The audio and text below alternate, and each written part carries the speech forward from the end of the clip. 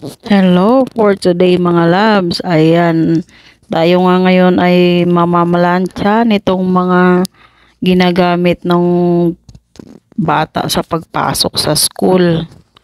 Ayan, wala silang uniform dito.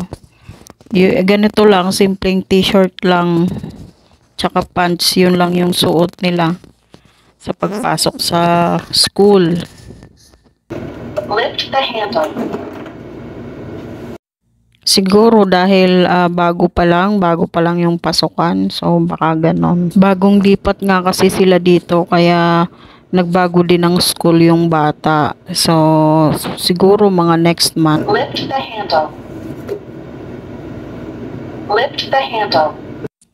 Ayan na nga yung aking plancha, walang tigil sa kakasigaw kapag naiiwanan ko yan siya saglit.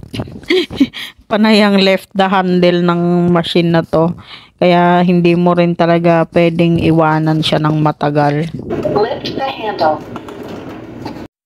Ang kagandahan lang nito, in 1 minute ay natatapos ko yung isang t-shirt na ganyan.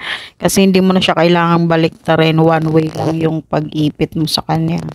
So mabilis lang matapos yung aking pamamlanchap dito. So haya-hayang aking buhay pag nandito ako sa condo. Diba sana always nandito na lang ako. It's hello again mga loves. Ayan, matapos nga yung aking pamamalansya kanina ay heto, sinimulan ko na rin ang aking pagliligpit. Ayan, ewan ko ba bakit araw-araw ay ito pa rin ang aking gagawin. Kahit kahapon ay nilinis ko siya ng napakalinis, yung tipong kahit kalabitin ng aking madam ay wala siyang fingerprint na mababakat. Walang bakat ng alikabok, pero ngayon linisin ko na naman siya at heto, meron pang batang ginagawang laro yung aking pagbabacuum dito dahil ewan ko sa batang to, hindi naman ako nakikipaglaro sa kanya pero feeling niya nilalaro siya ng vacuum. O diba, panay ang takbo niya rin. So ayan, hinahayaan ko lang yan siya kasi kaligayahan niya yan. Nililibang niya lang yung sarili niya, pero mabait naman yung batang yan, talagang yun. At heto, pinasok ko na rin ang aking kwarto para tanggalin yung aking mga pinatuyong mga damit ko dahil nga itong aming kondo ay wala man lang terrace na pagbilaran ng mga damit, kaya yung aking damit ay heto, nakabilad lang dito sa mga upuan. Ayan, kaya kailangan ko talaga siya i-drain ng maayos.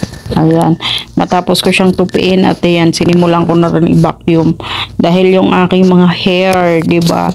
So always dapat presentable itong sala na to dahil anytime na may bisita yung aking among lalaki ay dito talaga dinadala sa aking kwarto. Kaya talagang araw-araw kailangan linisin ko to na yung mukhang walang natutulog, ganon. Yung walang evidence.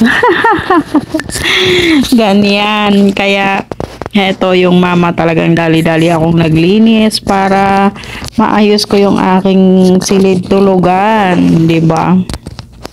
Nagta-transform lang to sa gabi pero pagka-araw ito ay ayan, mahiwagang sala yan siya.